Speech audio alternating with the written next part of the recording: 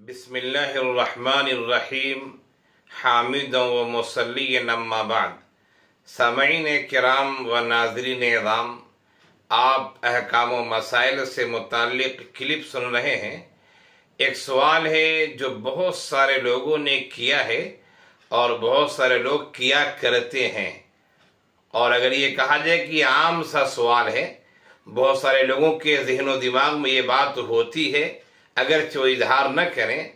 वो सवाल ये है कि मौलाना ज़रा कोई ऐसा नुस्खा बताइए, कोई ऐसा अमल बताइए जिससे घर में खूब खैर व बरकत हो जाए, खूब खैर व बरकत हो, कारोबार में, घर में और दीगर चीज़ों में। बहुत सारे लोगों ने यह सवाल किया है। तो इस सिलसिले में चंद बुनियादी बातें हैं, वो मैं आपके सामने रखना चाहूँगा। पहली बात तो ये जहन में रखिए कि रिज़्क़ के वसअत का मसला है, कुशादगी का मसला है, किसे ज़्यादा किसे कम, वो फैसला अल्लाह की जानिब से होता है। हाँ, हम इस दुनिया में हैं, ये दुनिया दारुल असबाब है, ये दुनिया दारुल अमल है, ये दुनिया मेहनत की जगह है। हमें और आपको हलाल रोज़ी कमाने में और रोज़ी की वसअत को तलाश करने में हमें कोताही नहीं करनी चाहिए। हलाल रोज़ी कमाने की कोशिश करना ये खुद कार्य सवाब है और इसकी बहुत फजीलत आई है। तो इस दुनिया को दारुल असबाब कहा गया है। इस लिहाज से हमें और आपको रिज़्क़ की तलाश में मेहनत तो करनी है, लेकिन आप देखते होंगे बहुत सारे ऐसे लोग हैं, खूब मेहनत करते हैं, लेकिन फिर भी माली परेशानी में रहते हैं। रिज़्क़ की वसअत नहीं हो पाती है, कुशादगी नहीं हो पाती है। बसा औकात बुनियादी ज़रूरतें जो होती हैं उसकी तकमील भी मुश्किल हो जाती है। तो इस सिलसिले में पहली बात जो मैंने कही वो याद रखिए कि रिज़्क़ का मसला अल्लाह के हाथ में है। हम और आप कोशिश करें, मेहनत करें, अल्लाह से ताल्लुक़ मजबूत करें, दुआएं करें। उसके बाद दूसरी बात जो हमें सोचने की वो ये कि हम मुसलमान हैं, अल्लाह को मानने वाले हैं, इस्लाम के पैरोकार हैं, तो हमें इस्लाम की इत्तिबा करनी है, अल्लाह के रसूल सल्लल्लाहु अलैहि वसल्लम की सीरत की पैरवी करनी है। अब हम रिज़्क़ में वसअत चाहते हैं लेकिन नमाज की पाबंदी नहीं करते, हम रिज़्क़ में वसअत चाहते हैं, खैर के काम ही नहीं करते। नहीं, हमें नमाजों का पाबंद होना है, अपने घर को भी सुनन और नवाफिल से मामूर करना है, अपने घर के ख़वातीन को भी नमाजों के बारे में ताकीद करनी है ताकि घर में नमाज का एक माहौल रहे। हम मुसलमान हैं, हमें कुरान से मोहब्बत है और कुरान सारे इंसानों के लिए हिदायत की किताब है। कुरान की हम खुद भी तिलावत करें और अपने घरों में भी कुरान करीम की तिलावत का एहतमाम करें। घर की ख़वातीन भी कुरान पढ़ें, बच्चे भी पढ़ें, बच्चियाँ ये पढ़ें, आप खुद पढ़ें, हम खुद पढ़ें।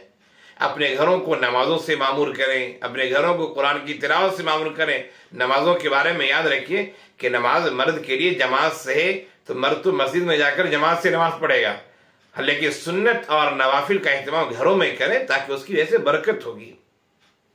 और उसी के साथ साथ एक बात और कहता हूं कि इस्तिग़फ़ार की कसरत करें, नमाजों का एहतमाम करें। बल्कि पहली बात ये कही जाए कि शरीयत की पाबंदी करें, नमाजों का एहतमाम करें, कुरान की तिलावत से अपने घर को मामूर करें और इस्तिग़फ़ार की कसरत करें। कसरत से चलते फिरते, उठते बैठते, नमाजों के बाद इस्तिग़फ़ार करेंगे। इस्तिग़फ़ार के बहुत फ़वाइद हैं, उन फ़वाइद में से एक अहम फ़ायदा ये भी है कि इस्तिग़फ़ार की वजह से माल में वसअत होती है, अल्लाह ताला कुशादगी इनायत फरमाते हैं। यूँ बाज़ दुआएं भी अल्लाह के रसूल सल्लल्लाहु अलैहि वसल्लम से माल के सिलसिले में कि रोज़ी में, रिज़्क़ में वसअत हो, बहुत सारी दुआएं भी हैं। एक दुआ मैं आपको पढ़ के सुनाता हूँ, तिरमिज़ी शरीफ की रिवायत है। अल्लाह के रसूल सल्लल्लाहु अलैहि वसल्लम ने दुआ सिखाई है, अल्लाहुम्मा ग़फ़िर ली ज़म्बी, अल्लाहुम्मा ग़फ़िर ली ज़म्बी व वस्सिअ ली फ़ी दारी व बारिक ली फ़ी मा रज़क़तनी। ये एक दुआ है, और भी दसियों दुआएं आपको मिल जाएंगी। उन दुआओं का भी एहतमाम करें, लेकिन याद रखिए कि रिज़्क़ का मामला अल्लाह के हाथ में है। घरों को नेकियों से मामूर करेंगे, इंशाअल्लाह खैर व बरकत नाज़िल होगी। कम चीज़ में बहुत फ़वाइद हमें नज़र आएंगे, लेकिन शर्त यह है कि शरीयत की इत्तिबा करें। होता यह कि लोग जाते हैं और बाबाओं के पास, आमिरों के पास जाके तावीज़ लिखवा लेते हैं, या कोई ऐसी चीज़ लिखवा लिया जैसे मंतर उंतर की चीज़ होती है, कुछ पढ़ के देते हो, घर में लटका लिया, किसी कोने में दफन कर दिया और समझते अब रिज़्क़ की वुसअत हो जाएगी। ये सब अकायद को ख़राब करने वाली चीज़ें हैं। इसलिए शरीयत की पैरवी कीजिए, नमाजों की पाबंदी कीजिए, कुरान की तिलावत कीजिए, इस्तिग़फ़ार की कसरत कीजिए, बहुत सारी दुआएं वारिद हैं, उन दुआओं को याद कर लीजिए, दुआओं का एहतमाम कीजिए। इंशाअल्लाह आप देखेंगे कि खैर बरकत का नुज़ूल होगा और घर में आराम, राहत और सुकून की ज़िंदगी आपको मिलेगी इंशाअल्लाह। अल्लाह ताला हम सबको शरीयत पर चलने वाला बनाए।